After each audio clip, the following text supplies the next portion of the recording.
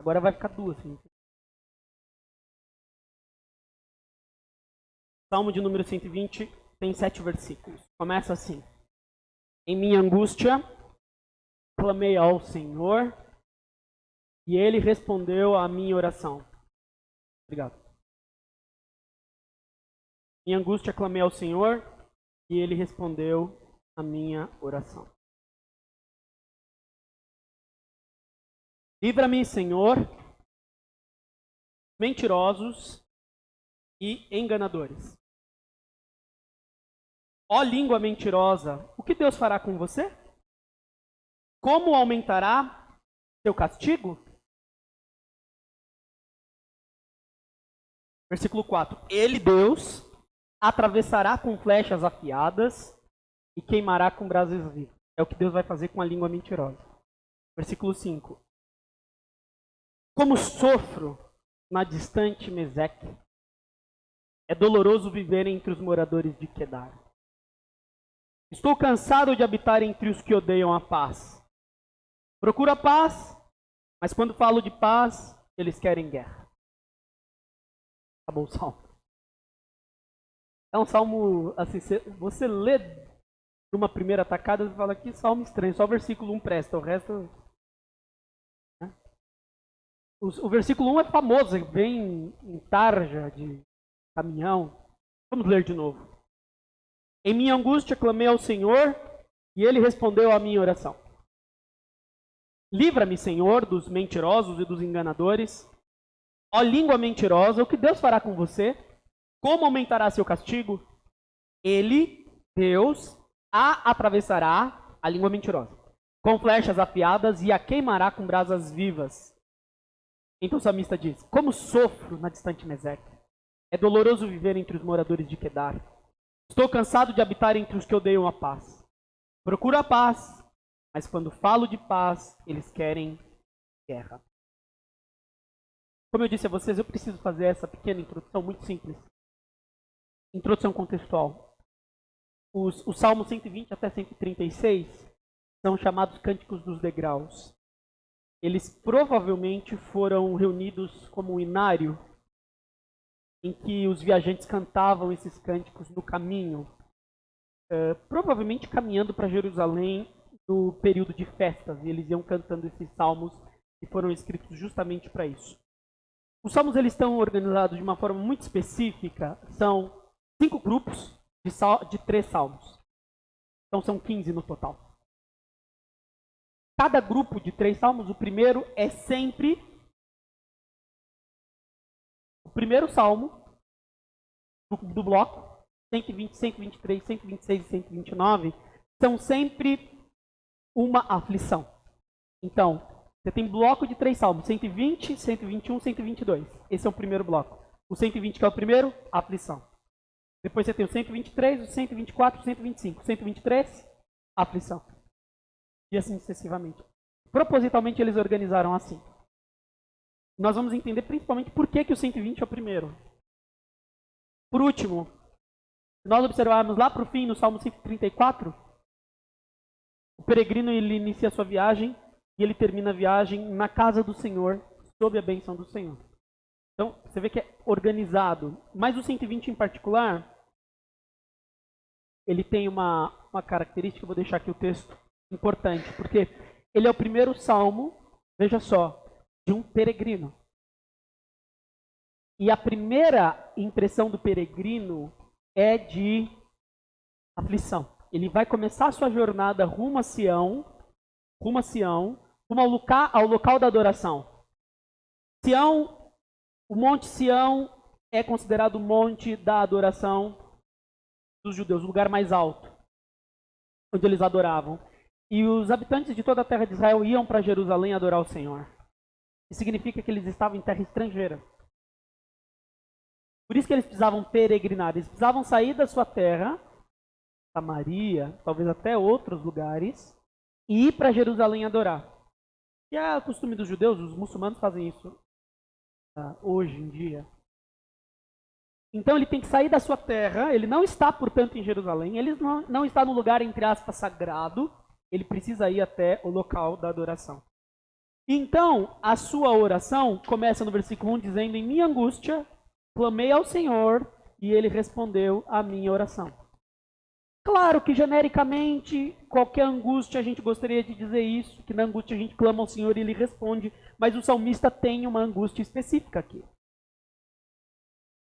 E qual é a angústia específica do salmista?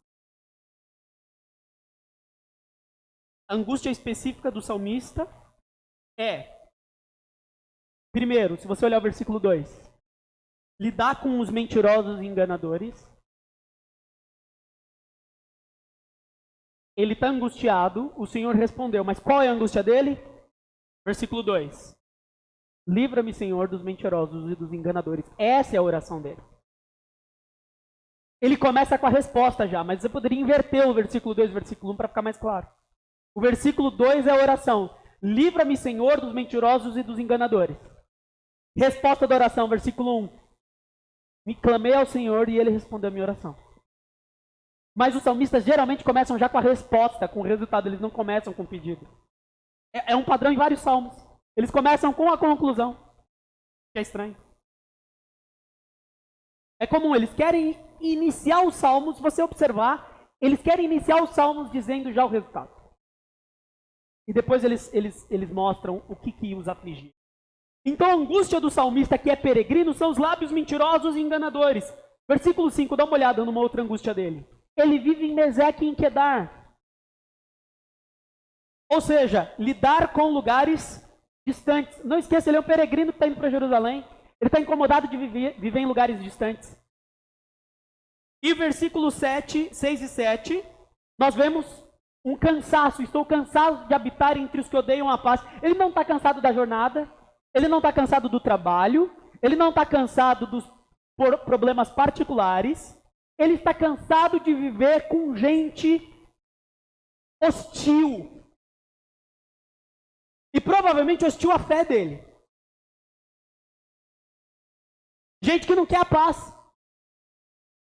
É um cansaço mental e emocional por causa da hostilidade que envolve esse salmo.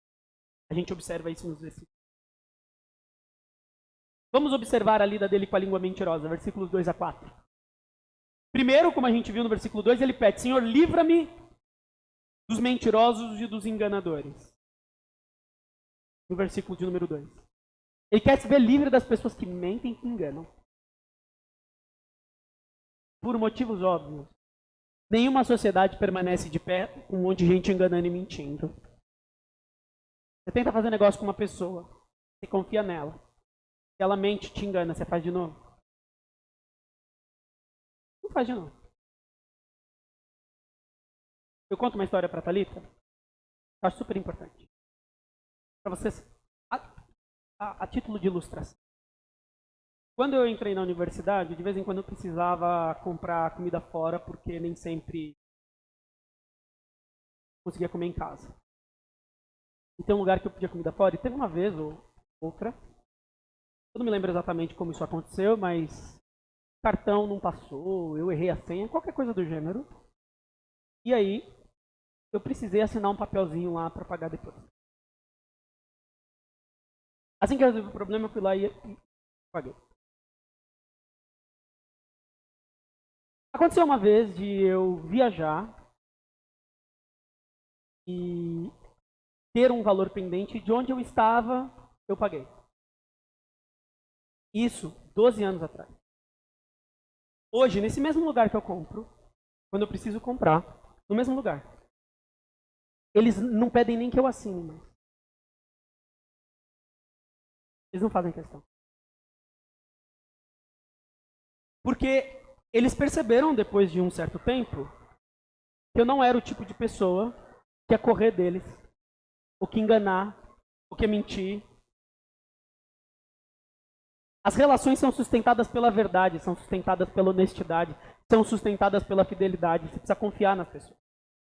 Uma sociedade não fica de pé sem você confiar nas pessoas. O maior motivo dos nossos juros no Brasil serem tão altos é porque o brasileiro é inadimplente, por natureza. Por natureza, o brasileiro foge de muitas responsabilidades ou faz mais do que deveria. E é por isso que os nossos juros são tão altos. E muita gente acha que é só problema do governo, nunca é. É um problema de comportamento social. E aqui o salmista está empapuçado. O salmista está exausto de viver com gente que mente e engana. Gente em quem ele não pode confiar. E aí ele pronuncia um julgamento. Ele diz, olha, a esperança do salmista. Ele crê na providência de Deus. Como nós também devemos crer. Versículos 3 e 4, ele diz, ó língua mentirosa, o que Deus vai fazer com você? Como Deus vai aumentar o seu castigo? Deus vai atravessar com flechas afiadas e vai queimar com brasas vivas. A língua mentirosa. É por isso que o Salmo de número 21... Desculpe, tanto salmo na cabeça. Por isso que Apocalipse 21, versículo 8, diz que os mentirosos não herdarão o reino dos céus. Quem são os mentirosos? Quer dizer, se eu perguntar aqui quem nunca mentiu, qualquer um que levantar a mão vai estar mentindo para variar. Todo mundo já... Nem que é uma meia mentira. Omissão já fez. Pode nem lembrar, mas já fez. Quando criança, em algum momento fez alguma coisa. Enganou de algum jeito. É da natureza. Mas Jesus diz que o diabo é o pai da mentira. Então você não tem como viver com o pai das luzes se você serve ao pai das trevas. Não tem como ser mentiroso por natureza, consistentemente viver ao lado de Deus. Não tem como. Deus odeia a mentira, Deus abomina a mentira. Tem gente que mente por coisa boba. E o salmista aqui está aqui, assim, a paciência dele se esgotou. Lidar com gente mentirosa, com gente enganadora, com gente que distorce as coisas. Em ambiente de trabalho vocês devem saber o que é isso. É lidar com gente que distorce o que você disse. Que distorce os fatos. É angustiante. Aflige, oprime. O salmista também está nessa situação. O segundo problema do salmista é lidar com os lugares distantes. Versículo de número 5. A lida em viver em Meseque e em Quedar. O que é interessante é que não tem como viver em Meseque e em Quedar ao mesmo tempo. Porque Meseque e Quedar são dois lugares absolutamente opostos. Só para vocês terem uma ideia, Israel parece um peixe, assim, ó. O formato de Israel parece um peixe. Meseque é no norte de Israel. Quedar é mais ao sul. São dois lugares absolutamente distantes. E a gente sabe, por alguns textos bíblicos, que Quedar em particular era um lugar, era uma tribo beduína que era absolutamente rude. Então o salmista está dizendo como é ruim viver no meio de gente rude e longe de casa. Longe de casa e com gente rude. Mas o salmista, Deus dizer a vocês, vivia em Jerusalém. Então ele não vivia nem em Meseque, nem é metafórico. Ele está dizendo o seguinte, quando ele diz viver em lugar distante, ele está falando de viver longe da sua identidade. Longe de uma prática familiar que ele tem de fidelidade, de verdade, de honestidade. Ele se sente como se estivesse vivendo em terra estrangeira, como se estivesse vivendo em Meseque e Quedar. Como se estivesse vivendo no meio de gente louca. Não parece que é a casa dele, não parece que é a família dele, não parece que é o povo de Deus. Porque é gente rude, gente hostil, gente mentirosa, gente enganadora. É uma simbologia da condição de desconforto do salmista. De estar longe da situação ideal de vida, que é você viver com gente correta, gente honesta, gente fiel, com gente em quem você pode confiar. Ele sente, ele não pode viver assim. E ele, olha os termos que ele usa, como sofro, versículo 5, na distante Meseque. Como é doloroso viver entre os moradores de Quedar. Ele tem sofrimento e dor por viver entre gente hostil. E por último, o sentimento do salmista é lidar com cansaço emocional por causa dessa hostilidade. Não é cansaço físico, como eu disse. Olha só, estou cansado de habitar entre os que odeiam a paz. Ele está cansado de habitar entre pessoas que só querem confusão. E tem gente que não parece que só quer confusão o tempo todo, só quer arrumar confusão. Tem gente que parece que tira o dia para poder brigar com os outros. Ele não aguenta mais isso, ele quer viver em paz, ele quer poder conversar com as pessoas sem pisar em ovos.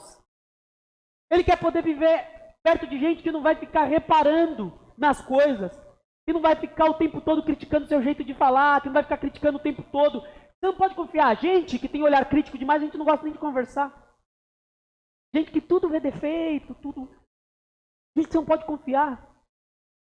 É desagradável, o salmista está cansado desse tipo de. Se vocês observarem, nós como povo de Deus, peregrinamos toda semana até a casa do Senhor no domingo, quando podemos. Mas mesmo quando nós não peregrinamos até aqui, vindo de Mesaque e Quedar distantes, nós às vezes, ao tentarmos peregrinar até a presença do Senhor em oração, na nossa casa, no nosso aconchego, muitas vezes o que o nosso coração está cheio é desse sentimento de hostilidade, dessa falta de paz, dessa falta de confiança que existe no mundo. Nós, no entanto, vocês sabem, vocês sentem, não somos desse mundo.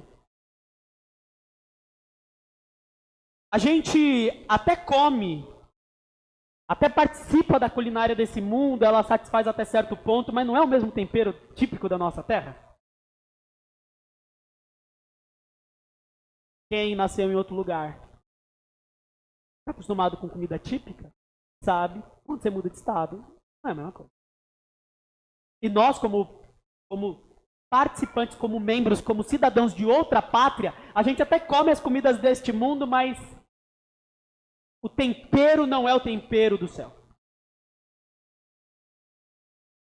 Aqui a gente até entende o que as pessoas falam, a gente já ficou fluente na linguagem do mundo, né?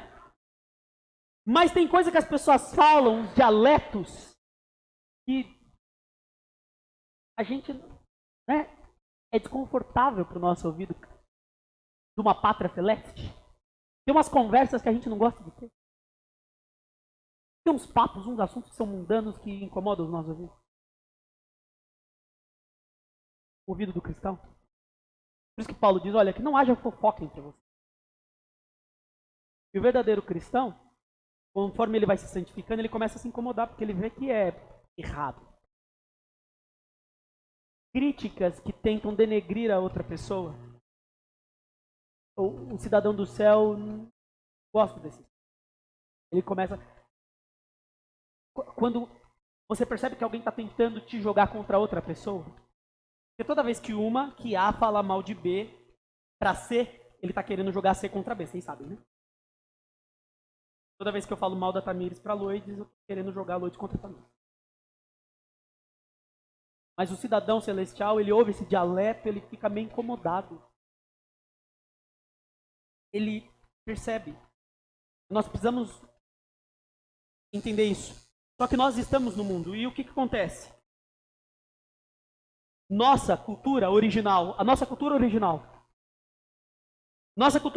está acostumada com a paz. Bem-aventurados os pacificadores, porque eles serão chamados filhos de Deus. A cultura de quem vem dessa família é cultura de paz. Ser filho de Deus é ser pacificador. E quando a gente entra no mundo e vê essa nossa cultura de paz ser desafiada pela mentira, pelo engano, pela malícia, nós nos sentimos como se nós estivéssemos afundando nessa cultura. Perdendo nossa identidade. Mas cedo ou mais tarde parece que a gente vai começar a fazer o que eles fazem, andar como eles andam, e parece que a gente já não tem mais força, a gente está até esquecendo como fala a língua da nossa pátria original. De vez em quando eu converso com a Carol. A Carol está imersa em um país de língua inglesa. Resumo da ópera, já está travando de vez em quando. Como é isso mesmo em português? Normal, a Jéssica também deve ter passado por isso. Eu, que não vivo em país estrangeiro, como eu trabalho, tem dia que eu trabalho o dia inteiro com inglês, tem dia que dá tilt. Tá trabalhando com inglês o dia inteiro, dá tilt. E às vezes a gente tá tão acostumado com o mundo, que a gente começa a fazer o que o mundo faz. Mas Pedro diz, em 1 Pedro 1, nós somos estrangeiros. Estrangeiro. Nós não somos aqui. Antes nós tínhamos o desconforto de será que a gente é mesmo dessa família? E Paulo diz aos Efésios, olha, vocês eram estranhos e forasteiros para o céu mesmo. Mas agora vocês são concidadãos do povo santo e vocês são povo santo e membros da família de Deus. Vocês não são mais estranhos a Deus. Vocês estavam longe, agora vocês estão perto. O Salmo 120 é o cântico de um estrangeiro. É o nosso cântico. Porque nós pertencemos a uma terra cuja cultura é de paz, de mansidão, domínio próprio, alegria, humildade, justiça, misericórdia e graça. Mas a gente acaba adoecendo mentalmente, emocionalmente, espiritualmente, porque a gente está vivendo numa cultura que é inundada pelo ódio, pela mentira, pela infidelidade, pela desonestidade e pela intolerância. Isso é incompatível com o que o nosso coração deseja. A gente sente, muitas vezes, vivendo nesse mundo que a gente não pode acreditar mais em ninguém, que a gente não pode acreditar em mais nada do que a gente vê e ouve, principalmente na internet, porque parece que é tudo mentira. É tudo fake news. A gente parece que está andando numa terra de cego. E quem tem o olho é rei, né? Em terra de cego. Mas é bom esse descontentamento nosso, de parecer que a gente está vivendo no meio de uma bagunça, é bom. Porque se você não tivesse se sentindo incomodado, significaria que você estava acostumado já. Que você já tinha se aculturado. Mas o descontentamento é bom, porque o que lembra você todos os dias que você é peregrino e que você não pertence a este mundo é o fato de que você não se acostuma com a cultura daqui. Jesus disse assim: se o mundo amasse vocês, vocês pertenceriam a ele, mas vocês não fazem parte do mundo, e eu escolhi vocês para que vocês não mais pertençam ao mundo, e é por isso que o mundo os odeia. João 15:19. É por isso que a gente não gosta do mundo muitas vezes, é por isso que não é isso que a gente quer. Tem umas coisas legais no mundo, né? Uns parquinhos de diversão no mundo que a gente tá louco para andar nas rodas gigantes do mundo.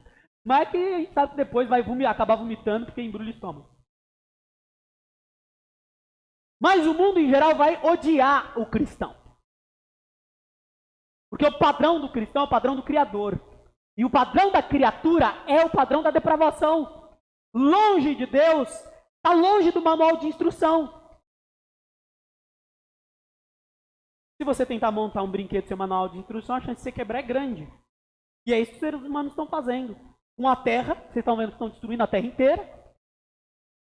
Tá uma briga danada no Amazonas, por quê? Aquilo ali, gente matando, gratuitamente matando as pessoas que estão lá. Interesses econômicos, interesses em terra. É um negócio absurdo, é isso que está acontecendo no mundo, é longe do manual do fabricante. Essa bagunça, essa balbúrdia que o mundo está vivendo. Mas, olha só que interessante. Por isso que eu disse que a hostilidade leva ao amor.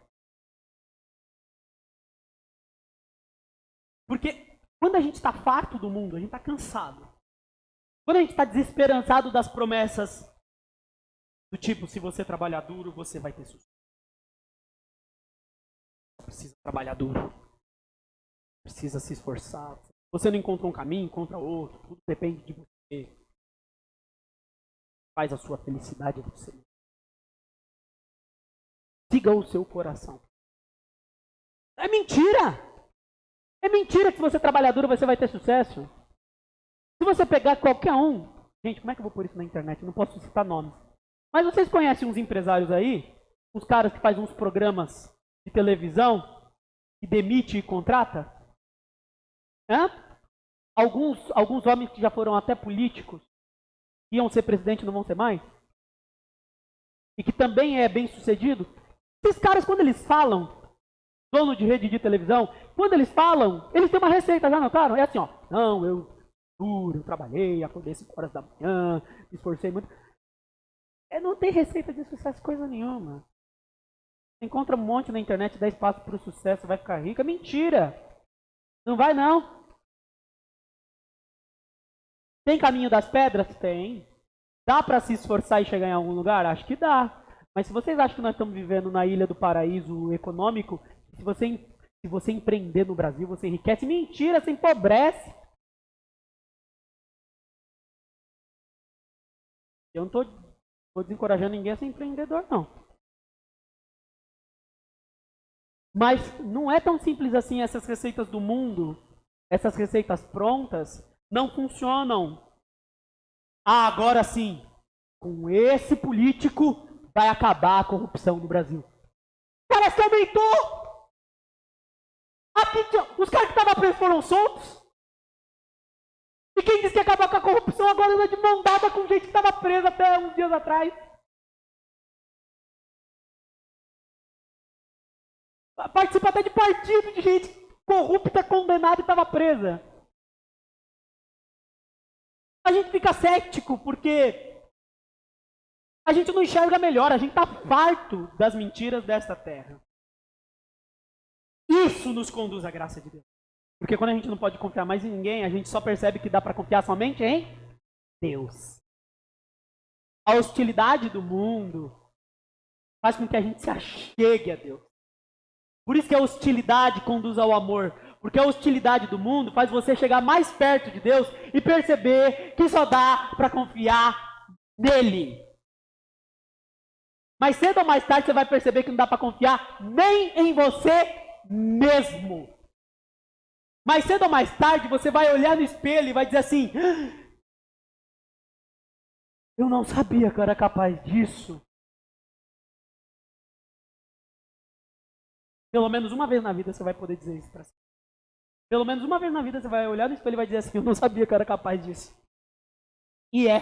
Você não pode confiar nem em você mesmo. Não, eu confio no meu marido, na minha esposa. Confia não. Larga de ser tonto, confia não. Confia não. Eu já disse pra Thalita, você confia demais em mim. Para com isso. Me ajuda aí. Dá uma monitorada. Você tá confiando muito. Ué, tem certas partes do corpo que não são convertidas não, viu? Deus regenera só a mente. Tem partes do corpo que parece que Deus não regenera. Vai ser só na vida nova. Não dá pra confiar não, gente. E aí acontece umas desgraças no mundo assim. Fala assim, ai, fulano enganou todo mundo por longos anos. Ué, mas dá pra confiar em alguém? Gente, tem que todo mundo se monitorar, porque senão vai pensando que assim, fulano é íntegro, correto, impecável é nada. Não é não. É por isso que a Bíblia diz, sugere que tem que ter vários presbíteros numa igreja. A gente está lutando aqui porque um presbítero só pode se corromper, ser parcial, fazer um julgamento equivocado. É importante.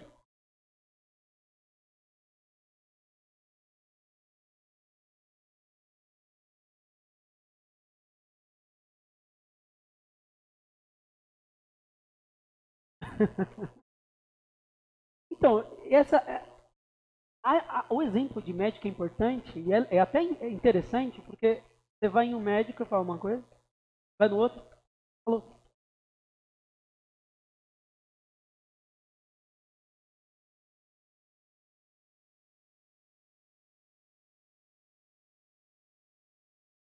Quando a gente está exausto, parto dessas utopias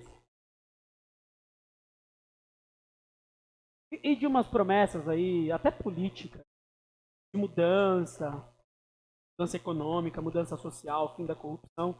Irmãos, nós somos conduzidos à chance de arrependimento. Você e eu temos a chance de nos arrependermos. Deus está nos dando chance de dizermos: erramos! Erramos! Nos enganamos com relação às pessoas em quem confiamos, nos enganamos com relação àquelas pessoas que dissemos o nosso voto para você é um voto de confiança. Confiamos mal, nos arrependemos disso. Confiamos em certas pessoas, temos a chance de nos arrependermos dessa idolatria. Confiar cegamente nas pessoas pode ser idolatria.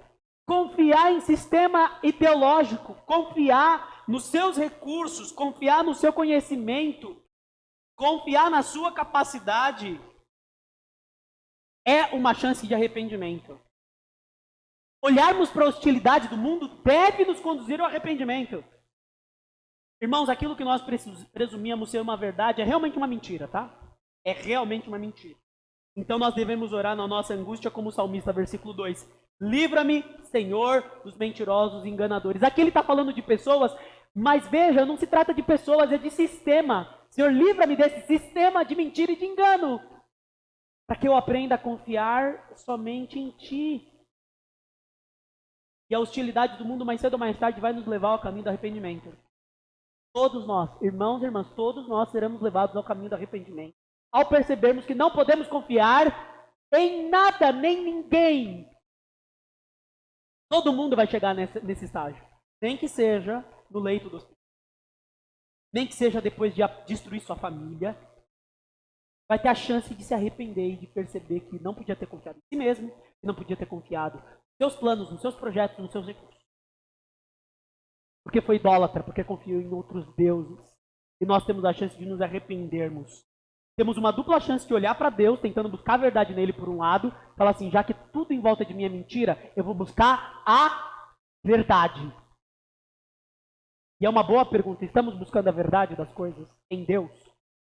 O que Deus pensa disso? O que Deus pensa de mim? O que Deus pensa dessa situação ao nosso redor? Ou estamos comprando a verdade dos outros? E temos a chance, por outro lado, de nos arrependermos de termos confiado naquilo que não deveríamos ter confiado. Jesus disse em João 15,5, sem mim vocês não podem fazer coisa alguma. Confiamos muitas vezes em nós, e Jesus já avisou, vocês não podem fazer coisa alguma sem mim. O salmista, no versículo 1 aqui, o salmista diz que Deus respondeu sua oração. A única oração é o versículo 2. Livra-me dos lábios mentirosos e enganadores. Não é? Não é essa a oração dele? Ele diz que Deus respondeu. Toda afirmação, e essa é a minha parte preferida do sermão, é a parte da conclusão. Toda afirmação, toda, que produz frustração, tudo que te frustra, toda afirmação que te frustrou, toda afirmação que te produziu ansiedade, hesitação, e tudo que está relacionado, pode ter certeza que vem da mentira. É a mentira que produz insegurança, frustração e cansaço. Se você tiver certeza, você não fica assim. Nós fazemos afirmações para nós o tempo todo, diante do espelho. Ou de olhos fechados antes de dormir. Ou de olhos abertos, olhando para o teto quando a gente acorda. Nós fazemos afirmações para nós mesmos em várias situações. Andando pela rua. Várias dessas afirmações, acreditem vocês ou não, são mentiras que foram plantadas nas nossas mentes e coração pelo mundo no qual vivemos. E essas afirmações que nós estamos dizendo para nós mesmos, diante do espelho, antes de dormir, na hora de acordar, são falsas. Vocês podem achar que são verdadeiras, mas muitas delas são falsas. E nós aprendemos essas coisas com o mundo. E essas afirmações, várias delas que fazemos a nós mesmos, nos fazem sentir fracasso, medo, derrota, insegurança, medo, desconfiança, frustração, desesperança. E todos esses sentimentos são completamente opostos ao que é produzido pela esperança que está na Bíblia. E o que você diz para si mesmo produz em você esses sentimentos de fracasso, medo, derrota, insegurança, desconfiança, frustração, desesperança. Isso é o contrário do que a Bíblia ensina, então é falso, é mentira. O seu pensamento foi moldado e condicionado pelo mundo, que está te fazendo acreditar que esse mundo não tem esperança e que você pode confiar em alguma coisa que não seja Deus. E é mentira. Tem alguma coisa muito errada com as afirmações que existem na nossa mente. Porque muitas dessas afirmações que estão na nossa mente são produzidas por lábios mentirosos e enganadores desse mundo que vivemos. Nós não podemos esquecer de algumas afirmações da palavra de Deus quando nós pensamos nessa oração do Salmo 120, que é uma oração que eu vou te convidar a fazer durante a semana. Primeira afirmação que você não pode esquecer pensando no Salmo 120. O diabo é o Deus desse século. É ele que cega o entendimento das pessoas. É ele que faz as pessoas não entenderem o que elas estão vendo. Ou distorcerem o que vem. Olha só o que Paulo diz. Vocês estavam mortos por causa da desobediência dos seus muitos pecados, como o resto do mundo. E como está o resto do mundo, diz Paulo? Obedecendo ao comandante dos poderes do mundo invisível. Ele é o Espírito que opera no coração dos que se recusam a obedecer. Quem é que opera no coração das pessoas que desobedecem? O diabo. E como ele opera no coração delas? Como que ele faz o trabalho dele? 2 Coríntios 4:4. O Deus deste mundo, o diabo, cegou a mente das pessoas que não creem, para que elas não consigam ver a luz das boas novas, não entendendo a mensagem a respeito da glória de Cristo, que é a imagem de Deus. Como que ele vai fazer isso, se não mentindo? Tudo que o diabo faz na mente das pessoas que estão fora do controle de Deus é mentir para elas. E essa batalha do peregrino, os lábios mentirosos e enganadores, eu estou tentando mostrar para vocês que vocês estão sendo conduzidos a um plano muito maior do que simplesmente pessoas que enganam em mente ao nosso redor.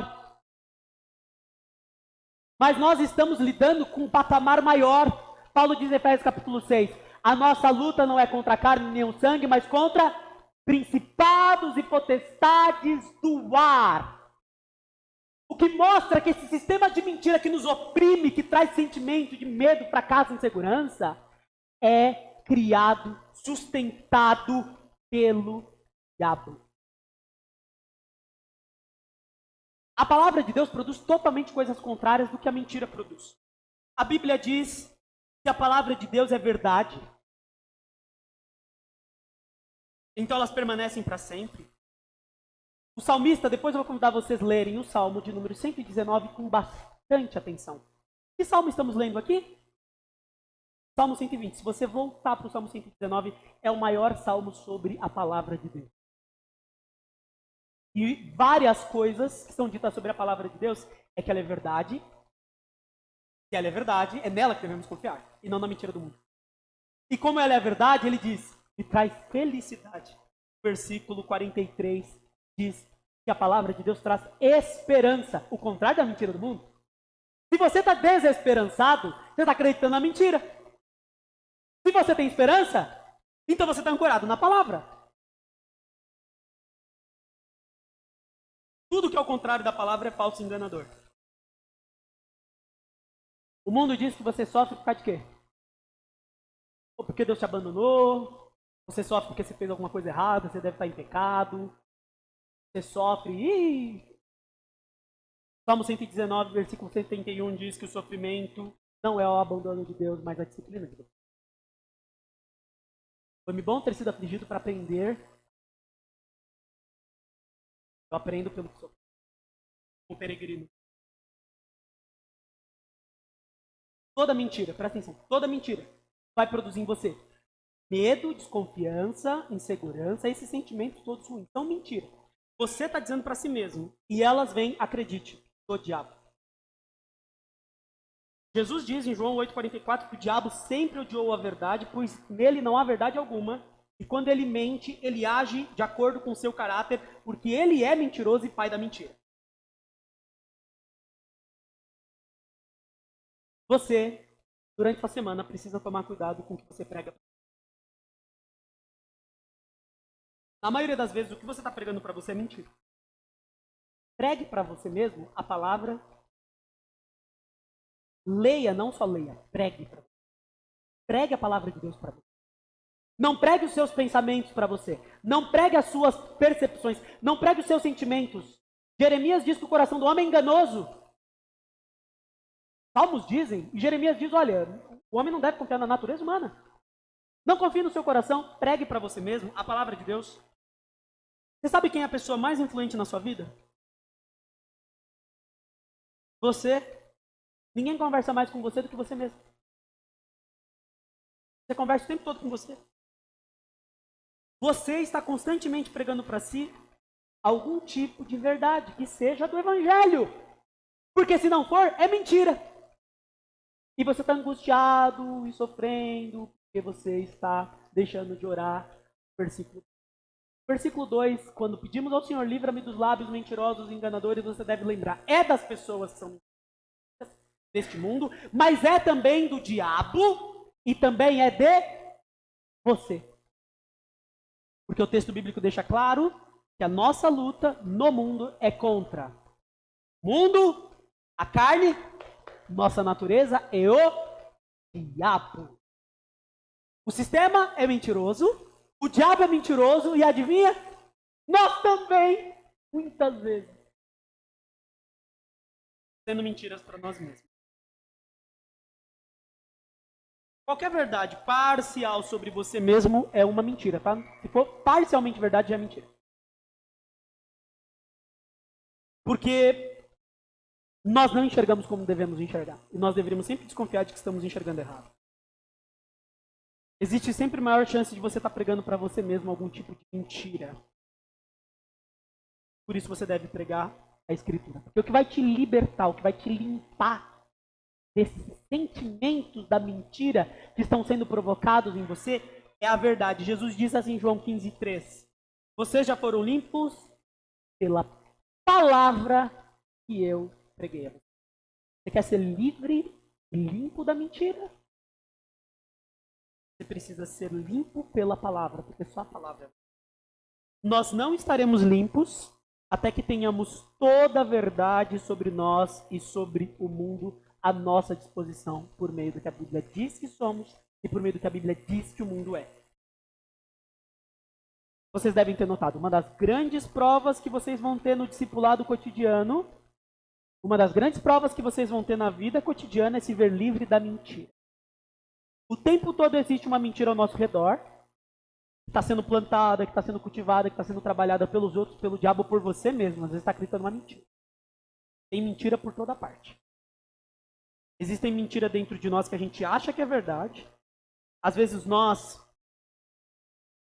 pensamos até coisas boas que são mentira e, assim, tem gente que se acha humilde, né?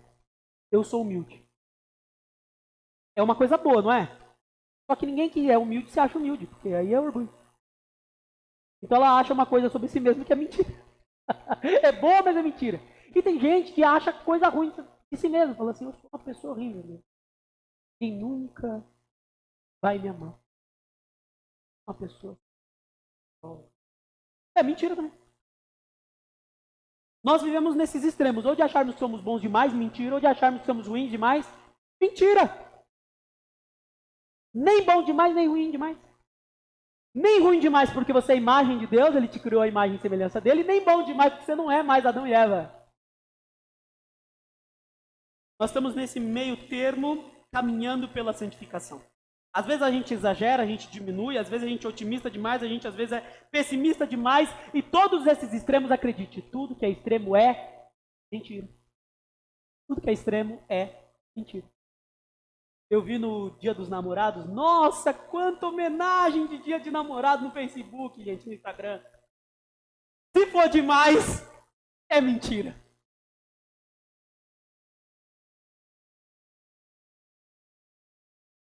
É o famoso entre tapas e beijos. No Dia do Namorado, beijo, nos outros 364, tapa. É uma cultura diabólica. É mentira espalhada, ramificada, sedimentada, pensamento da cultura caída, extremos. Fuja dos extremos, eles são falsos. A filosofia já provou isso, a matemática já provou isso, a teologia já provou isso. Se for extremo, a sua luta, a minha luta, todos os dias da nossa vida, dentre tantas coisas que nós precisamos saber para a nossa vida de discipulado, é que nós estamos envoltos pela mentira. E a nossa guerra é contra a mentira. E aí sim, o último versículo faz sentido para nós, porque ele pede, livra-me, Senhor, dos mentirosos e enganadores, e ele já recebeu a resposta da oração. Deus vai fazer isso. Deus vai atravessar com flechas afiadas e vai queimar com brasas de mentiroso. Seja agora, seja no porvir, Deus vai fazer isso. Quando o salmista diz, eu estou cansado de habitar entre os que odeiam a paz, Jesus avisou a nós. Vocês estão cansados? Vocês estão cansados dessa gente? Vocês estão cansados desse sistema? Vinde a mim, todos vocês que estão cansados e sobrecarregados, vou aliviar vocês desse sistema. Esse sistema que diz que vocês têm que fazer isso, têm que fazer aquilo, tem que ser assim, tem que ser assado. Vem, vocês estão cansados, sobrecarregados, eu vou aliviar vocês. Vamos crer na palavra de Deus. Nós podemos ir até Ele para o alívio disso. Terceiro, é o último versículo. Nós encontramos a paz mesmo em meio à mentira. Vocês acham que isso é possível? Jesus disse assim, olha só, esse é o meu último ponto, e ele é um dos principais. Ele diz, eu procuro a paz, mas quando fala de paz, eles querem guerra. Ele está falando das pessoas que estão ao redor dele. Eu estou querendo assim ser amigável e tal, mas parece que eu estou tentando sair desse sistema de guerra que a mentira faz. Está difícil. Jesus disse assim, eu deixo um presente para vocês. A minha plena. E essa paz que eu lhes dou é um presente que o mundo não pode dar. Não se aflijam, nem tenham medo. Paz anda de mãos dadas com verdade. Como que Jesus deu a paz aos discípulos? Dando-lhes a verdade. Verdade e paz andam de mãos dadas. Mentira anda de mãos dadas com a guerra. Cavalo de Troia, na história, foi para provar isso para a gente. Né? Presente de grego, cavalinho cheio de guerreiro para matar o inimigo. A mentira produz a guerra. É o que está acontecendo no mundo, né? Vocês acham que tem alguma verdade em que está acontecendo na Rússia e Ucrânia? Não tem verdade nenhuma, cada um diz uma coisa. O Putin diz que foi isso, mas o Ucrânia diz não, o interesse é esse. Diz não, a Ucrânia é marionete dos Estados Unidos. Você não vai saber, eles vão ficar jogando bomba e ninguém sabe onde está a verdade. Ninguém quer saber da verdade, é bomba! Ninguém está preocupado com a verdade. O que importa é o que eu quero é importante. Se eu quero tomar o território do sul da Ucrânia, é o que eu vou fazer e acabou. Porque o que importa é a verdade do Putin. E a mentira produz guerra. A única coisa que produz paz é a verdade. Jesus nos deu a verdade e ele disse que nos deu também sua paz. Você quer ter paz? Busque a verdade. Nós estamos muitas vezes na mentira e longe da verdade. Não haverá. Senhor Deus, a tua palavra é poderosa, eficaz, mais penetrante do que espada alguma de dois gumes. E só o Senhor pode fazer com que a tua palavra penetre nos nossos corações, nos dê essa paz maravilhosa que provém de ti. O teu Santo Espírito confirme essas palavras em nossos corações e nos conduza à verdade da tua palavra. E quando nos sentirmos angustiados, temerosos, frustrados e desesperançados pelas mentiras que o mundo plantou em nossos corações, quando começarmos a reproduzir as mentiras do mundo, que o Senhor nosso Deus nos conduza à verdade da tua palavra e nos perguntemos, ó Senhor, o que a tua palavra diz sobre isso que eu estou sentindo? O que tua palavra diz sobre isso que eu estou pensando? Conduz-nos, Senhor, até a tua palavra. Porque a tua verdade, a verdade da tua palavra, nos conduz à paz. Que a paz do Senhor possa encher os nossos corações e nos conduzir, portanto, à vida plena de paz, alegria e justiça no teu Espírito Santo, que são características do teu reino. Eu te peço isso por cada um que vai ouvir esta mensagem, estes que ouviram e aqueles que ouvirão. Em nome de Jesus Cristo, o Santo e Justo, nós te oramos.